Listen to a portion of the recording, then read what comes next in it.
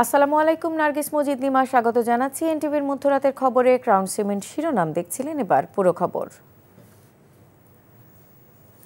জুলাই গণ অভ্যুত্থানে মানবতা বিরোধী অপরাধের মামলায় স্বৈরাচার শেখ হাসিনা এবং আসাদুজ্জামান খান কামালকে দেয়া মৃত্যুদণ্ডের পূর্ণাঙ্গ রায়ের অনুলিপি প্রকাশ করেছে আন্তর্জাতিক অপরাধ ট্রাইব্যুনাল।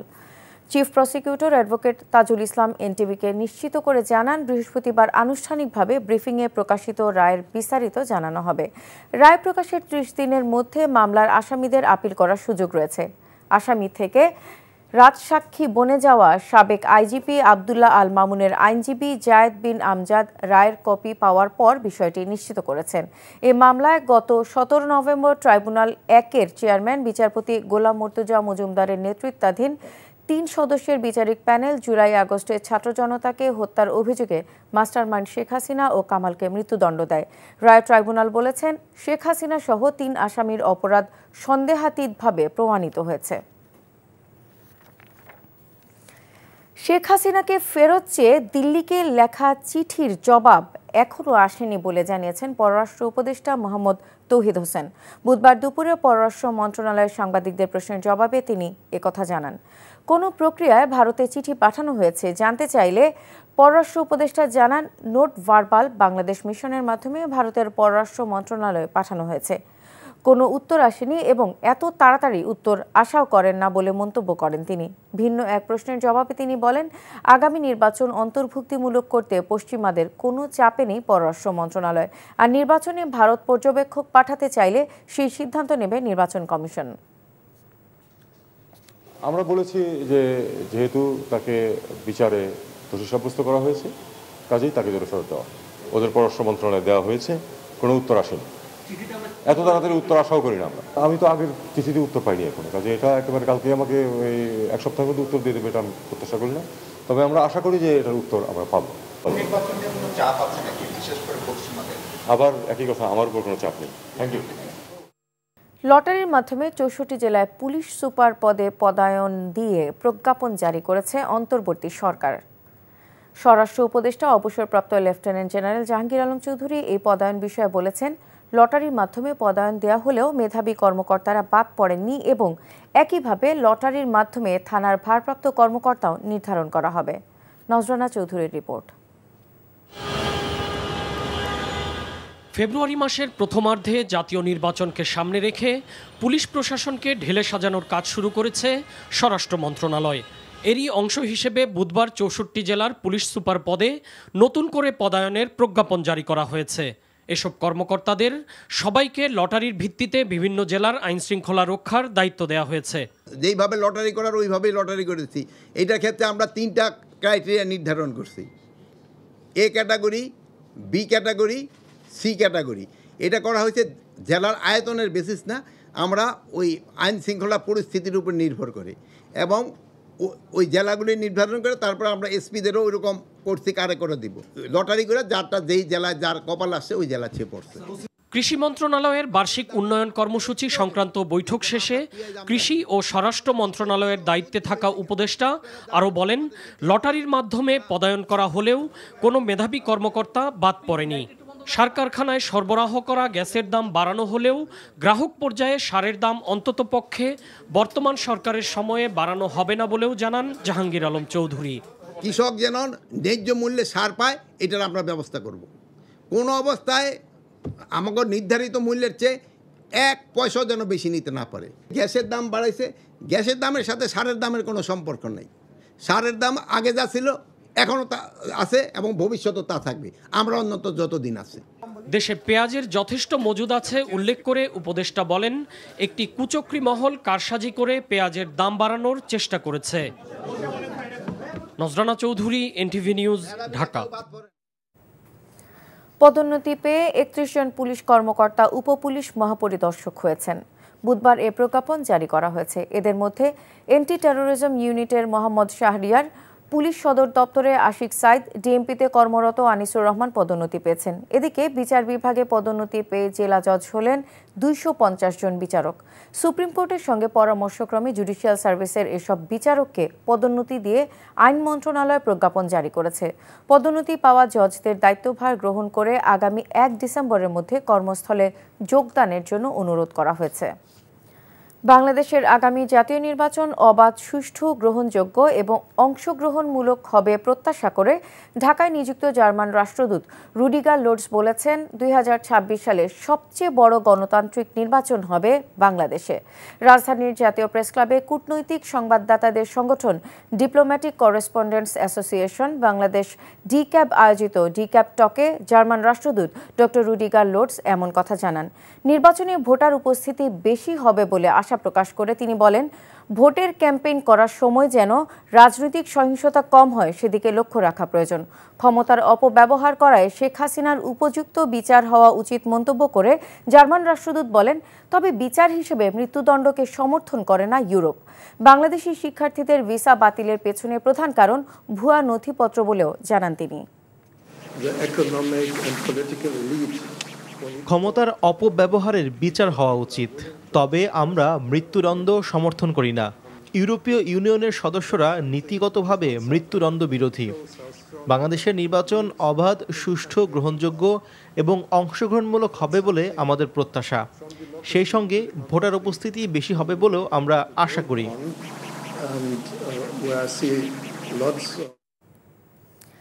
আগামী নির্বাচন দেশের মানুষের জন্য খুবই গুরুত্বপূর্ণ উল্লেখ করে বিএনপির মহাসচিব মির্জা ফখরুল ইসলাম আলমগীর বলেছেন, এই নির্বাচনে যে কোনো ভুল সিদ্ধান্তে জাতিকে অনেক ত্যাগ স্বীকার করতে হবে। বুধবার বিকেলে ঠাকুরগাঁওয়ে বন্ধুসভার এক অনুষ্ঠানে অংশ নিয়ে তিনি এমন মন্তব্য করেন। এদিকে ঢাকায় এক অনুষ্ঠানে আমির খসরু মাহমুদ চৌধুরী বলেছেন, বিএনপি ক্ষমতায় গেলে সংস্কারের মাধ্যমে আর্থিক খাতের সব প্রতিষ্ঠানকে জবাবদিহিতায় আনা হবে। ওবায়দুল্লাহ মামুনের রিপোর্টে বিস্তারিত। বুধবার বিকেলে ঠাকুরগাঁওয়ের ইএসডিও প্রাঙ্গণে প্রথম আলোর এক অনুষ্ঠানে যোগ দেন বিএনপির মহাসচিব মির্জা ফখরুল ইসলাম আলমগীর। বাংলাদেশের ইতিহাস, অভ্যুত্থানের ইতিহাস, প্রতিরোধের ইতিহাস দাবি করে তিনি বলেন, দেশের মানুষের জন্য আগামীর নির্বাচন খুবই গুরুত্বপূর্ণ। এই নির্বাচনে জাতি কোনো ভুল সিদ্ধান্ত নেবে না বলেও মনে করেন তিনি।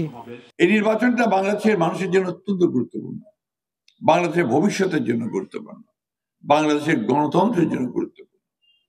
কারণ এই নির্বাচনে যদি আমরা কোনো ভুল সিদ্ধান্ত নেই, তাহলে জাতি এর জন্য অনেকটা আমি মনে করি যে তাকে পে করতে হবে। এর আগে দুপুরে জেলা বিএনপির কার্যালয় উদ্বোধন করেন মির্জা ফখরুল ইসলাম আলমগীর। এ সময় তিনি রাজধানীর কড়াইল বস্তির ভয়াবহ অগ্নিকাণ্ডের ঘটনার সুষ্ঠু তদন্ত দাবি করেন। তদন্তের মধ্য দিয়ে অগ্নিকাণ্ডের জন্য প্রকৃত ঘটনাকে বের করে যদি প্রকৃতপক্ষে কোনো ব্যক্তি দায়ী হয়ে থাকে তাহলে তাকে আইনের আওতায় নিয়ে আসার জন্য আমি দাবি। এদিকে দুপুরে ঢাকায় পপুলার লাইফ ইন্স্যুরেন্স কোম্পানি লিমিটেডের 25 বছর পূর্তি উৎসব উপলক্ষে আয়োজিত অনুষ্ঠানে অংশ নেন বিএনপির স্থায়ী কমিটির সদস্য আমির খসরু মাহমুদ চৌধুরী। বলেন, বিগত সরকারের লুটপাটের কারণে অনেক বীমা প্রতিষ্ঠান গ্রাহকের পাওনা পরিশোধ করতে পারছে না। যে ইন্স্যুরেন্স কোম্পানি যে মন্ত্রণালয়ের অধীনে চলবে সেই মন্ত্রণালয়কে দায়িত্বশীল হতে হবে, সেই মন্ত্রীকে দায়িত্বশীল হতে হবে। দায়িত্ব এক জায়গায় থাকে না, দায়িত্ব সব লেভেলে থাকতে হবে। সেটাই হচ্ছে সম্মিলিত দায়িত্বের মাধ্যমে একটা দেশ গড়া সম্ভব। জনগণের সমর্থন পেলে বিএনপি ক্ষমতায় গিয়ে বীমা খাতের বড় ধরনের সংস্কার করবে বলেও জানান তিনি। Obaidullah Mamun, NTV news, Dhaka. জুলাই জাতীয় সনদ বাস্তবায়নের লক্ষ্যে হ্যাঁ ভোটের পক্ষে জনমত গঠনে প্রচারণা চালানোর সিদ্ধান্ত নিয়েছে বাংলাদেশ জামায়াতে ইসলামী। দলের আমির ডাক্তার শফিকুর রহমানের সভাপতিত্বে কেন্দ্রীয় নির্বাহী পরিষদের বৈঠকে এই সিদ্ধান্ত নেওয়া হয়। এছাড়া নির্বাচনের আগে গণভোট অনুষ্ঠান সহ 5 দফা দাবি আদায়ে 8 দলের পূর্ব ঘোষিত কর্মসূচি বাস্তবায়নে 7 বিভাগীয় শহরে সমাবেশ সফল করতে নেতাকর্মীদের সক্রিয় অংশগ্রহণের আহ্বান জানানো হয় বৈঠকে। এছাড়া আগামী 28 ও 29 নভেম্বর অনুষ্ঠিতব্য সংগঠনের কেন্দ্রীয় মজলিসে শুরার বার্ষিক অধিবেশনের প্রস্তুতি প্রস্তুতিমূলক কার্যক্রম নিয়েও আলোচনা হয়। বৈঠকে হাসপাতালে ভর্তি বিএনপি চেয়ারপারসন বেগম খালেদা জিয়া এবং জামায়াতের নায়েবে আমির ডাক্তার সৈয়দ আবদুল্লাহ মোহাম্মদ তাহেরের দ্রুত রোগমুক্তি ও সুস্থতার জন্য দোয়া করা হয়। এতে উপস্থিত ছিলেন দলের নায়েব আমিরগণ, সেক্রেটারি জেনারেল এবং সহকারী সেক্রেটারি জেনারেল সহ কেন্দ্রীয় নির্বাহী পরিষদের সদস্যরা। গত বছরের ৩১ মের মধ্যে মালয়েশিয়ায় যেতে না পারা কর্মীদের প্রথম ফ্লাইট মালয়েশিয়া পৌঁছেছে। মঙ্গলবার বাংলাদেশ বিমানের একটি ফ্লাইটে কুয়ালালামপুর বিমানবন্দরে পৌঁছালে সেখানে তাদের স্বাগত জানান মালয়েশিয়ায় নিযুক্ত বাংলাদেশের high commissioner Manjurul Karim Khan Chowdhury. Malaysia থেকে স্টাফ করেসপন্ডেন্ট কায়সার হামিদ হান্নানের পাঠানো রিপোর্ট।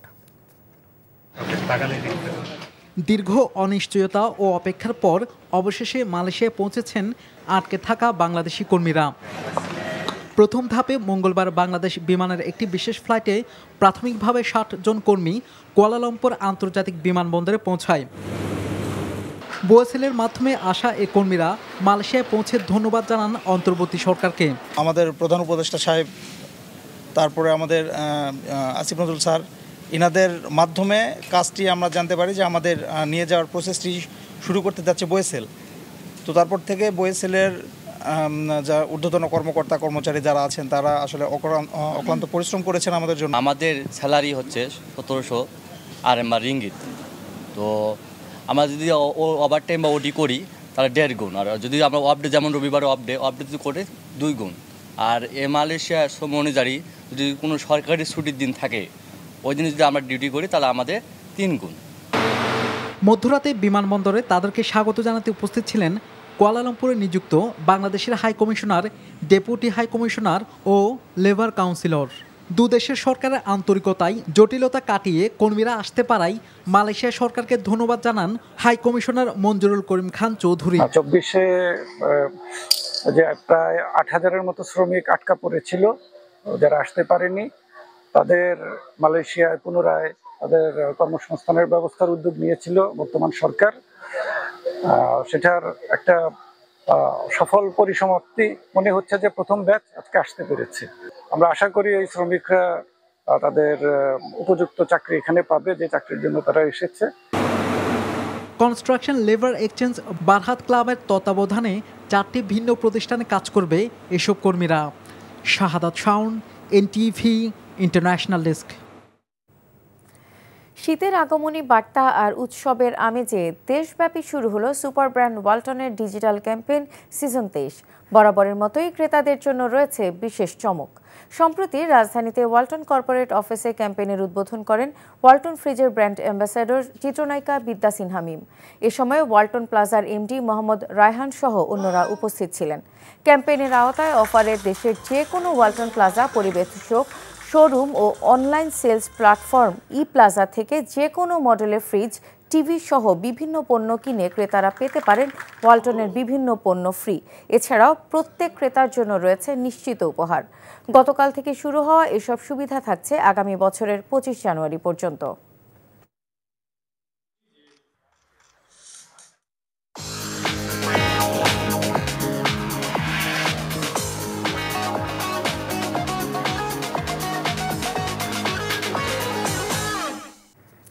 মার্কেন্টাইল ব্যাংক অর্থনীতির খবর। বিনিয়োগকারী সহ পুঁজিবাজার সংশ্লিষ্টদের সেবা কার্যক্রম আরও সহজ ও সময়োপযোগী করতে পুরোপুরি ডিজিটালাইজেশনের দিকে যাচ্ছে দেশের শেয়ার বাজার। এর ফলে স্বচ্ছতা ও জবাবদিহিতা নিশ্চিত হওয়ার পাশাপাশি কাজের গতিও বাড়বে। সকালে রাজধানীর নিকুঞ্জে ডিএসই টাওয়ারে আয়োজিত অনুষ্ঠানে এসব কথা বলেন বক্তারা।